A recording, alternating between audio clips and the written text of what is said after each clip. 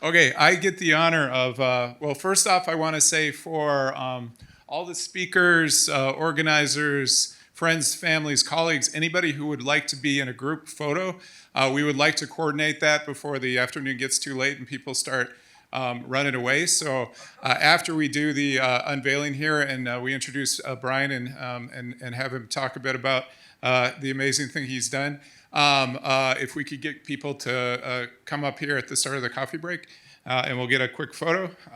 Thanks for that. This has been a project that's been for McArdle ongoing almost since the time I got here, and I'm closing in on, I think, year 14.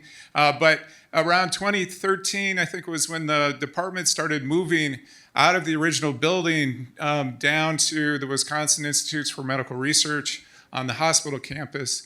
And at the time, the director at that time, Jim Scholl, was very interested in trying to find a way to bring some of the culture and excitement in the form of artistic expression that we could feature at the new department down at Wimmer. And then over the years, I learned a lot about inter-school department personal politics in terms of how complicated it is to get these projects up and running, what's allowed, what's not allowed, what we can afford, what we can't afford, what we're actually allowed to spend money on, what we're not. And as when Paul took over as director, he really led the charge. So I just want to acknowledge the kind of some of the McArdleites who've worked hard to make this happen, including Jim and Paul Lambert for their leadership. Betty Sheehan, who does a little bit of everything, as well as all the McArdle administration for making this happen and come together beautifully.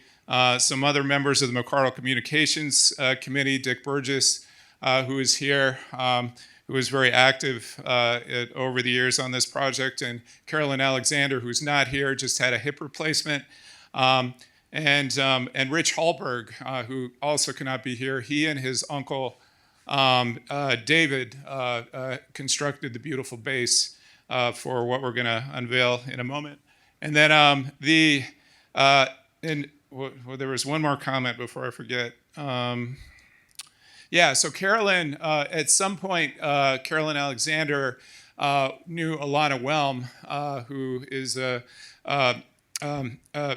fabulous cancer biologist at the University of Utah, and found out through the grapevine that her husband, Brian, it was not only a fabulous cancer researcher and professor at Utah, but in his spare time, this incredible artist who made sculptures with atomic level resolution of protein and nucleic acid complexes, and we thought this was a tremendous opportunity to do something that was really focused on McArdle.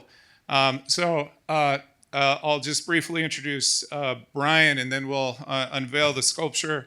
So Brian is associate professor at the Department of Surgery at Utah, and studies breast cancer in particular.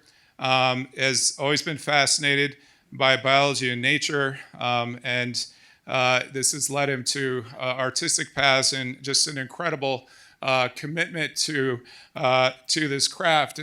And I think you have a website and a portfolio of different projects that he's worked on over the past years. It's astounding. Histones, cancer receptors, all sorts of amazing projects.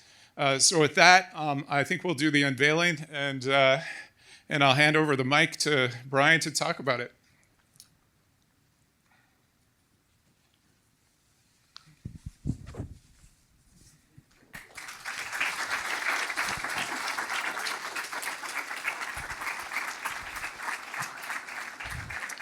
So thank you, Nate. And I think we'll have a slideshow that we'll be presenting in the background. I'm not going to be really addressing the slideshow, but it's going to be showing some of the work that I put into this particular project.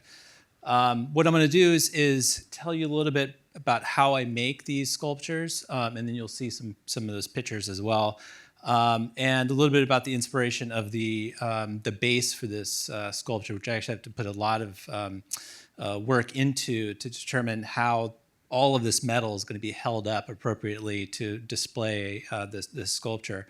When I was tasked with this is reverse transcriptase is a pretty large protein, and it was a challenge. Normally, the proteins I make are going to be a lot smaller than this. This is a dimer of two proteins. Actually, it's the same protein, and normally I'll make a much smaller type of protein. So the way I make these, you can go ahead and start the video. There you go. The way I make these proteins, you'll see it pop up here, is I go to the computer and I pull up the PBD structure. So I get the XYZ coordinates for the entire protein. And then I scale everything up to the size that I want to build it at. Can anybody guess what the scale is from this sculpture? 1 in 1,000, 1 in 100,000. Keep going. 1 in a million. I heard 1 in a million. Any more? 1 in a million. Billion. Did I hear a billion? So it's actually 1 in 50 million is the scale for this sculpture. So what I do is once I have the XYZ coordinates, I build the scaffolding on my welding table that has these arms that move up in all directions, and so I can mark the XYZ coordinate at any point within that space of that cage that's on my table.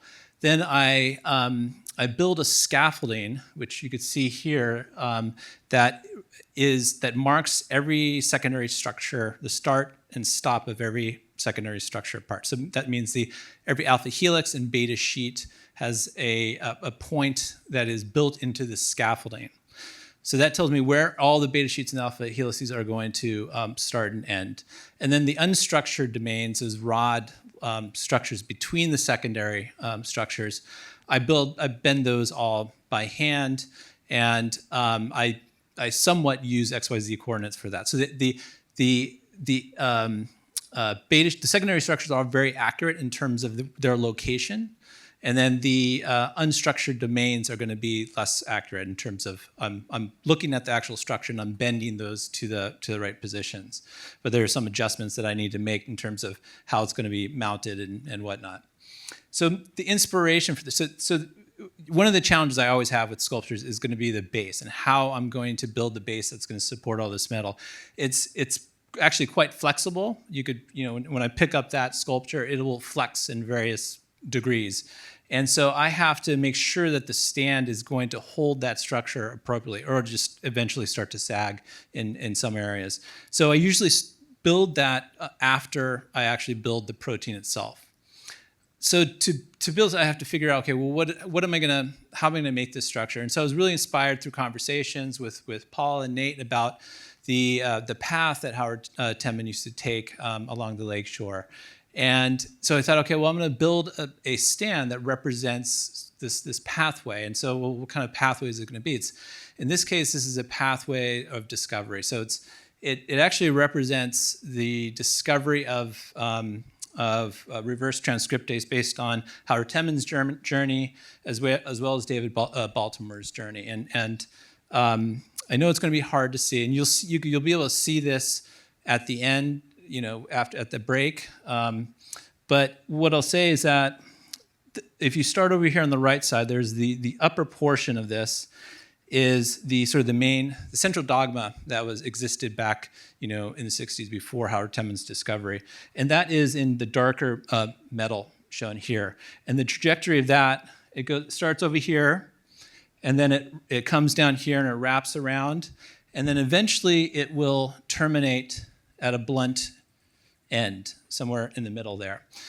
And it's a rust-like color, so it's basically fading over time and changing its coloration over time. So that's the existing central dogma at that time that eventually faded out and was changed based on the discovery of reverse transcriptase. So Howard Temin's trajectory comes off the edge here and wraps through the DNA-RNA hybrid, comes back around, and then it actually ends over here as the polished steel on one side. The other side of that is this bronze, kind of a dirty bronze brazed surface on that steel. So that kind of represents, Howard Temin's hypothesis. It's this kind of disturbed, damage somewhat, on one side of this, where it sort of represents the struggles that he went through to develop that hypothesis. But then it wraps around and goes through a few spirals, but it comes back out as a somewhat polished structure. So it starts off with this rough texture on there and then ends with this polished structure. That's his trajectory of developing the provirus hypothesis. And then this is the new dogma that's coming out the other way. So the old dogma is going this way, it's rusted. The new dogma is going out this way, and that's the current dogma. In addition, I purposely did not do a final polish on that because these, we are always changing our hypotheses, right?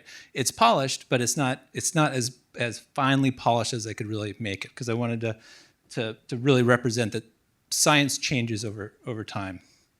So on this side here, we have David Baltimore's contribution to the discovery, and this is what this does is it kind of wraps around, goes through the back, and then you could see it pokes out at on the steel part down here. So it penetrates through that steel part, it goes through the back, penetrates through, and there's a bronze little mark that indicates where it penetrates through. So this is his contribution where he contacted, he phoned Howard, told him about his co-discovery, and and their joint paper, not joint papers, but their somewhat back-to-back papers that they came out with really supported the changing of the hypothesis at that time. I also added bronze onto that piece to sort of convey the contributions that Howard may have had on David Baltimore during the summer camps at Colt's Jackson Lab, I think it was, and so there's this bronze in the David Baltimore pathway that suggests sort of a Howard Temin contribution to his pathway in this discovery. So yeah, that's how I was I was inspired by the pathway. And then that's what I built to hold up the sculpture. The sculpture itself is composed of two different proteins, P51 and P66. It's fascinating because it's the same protein but two different structures. One has cleaved RNase H domain that alters the structure of the same protein. So it's same primary amino acid sequence but two different actual structures in it. And many of us will learn as an undergraduate of polymerases in the right hand, sort of polymerases that exist in these viruses, in some of these viruses. And so basically what it is it's on this side, you have your right hand sort of holding the RNA DNA hybrid. Over here, there's fingers, palm and a thumb in there. We have the RNase H domain here. And that's the P66 protein, and then the back is the P51 protein. So that's about the story that I have for this. And I'm happy to answer any questions that people might have. Yeah.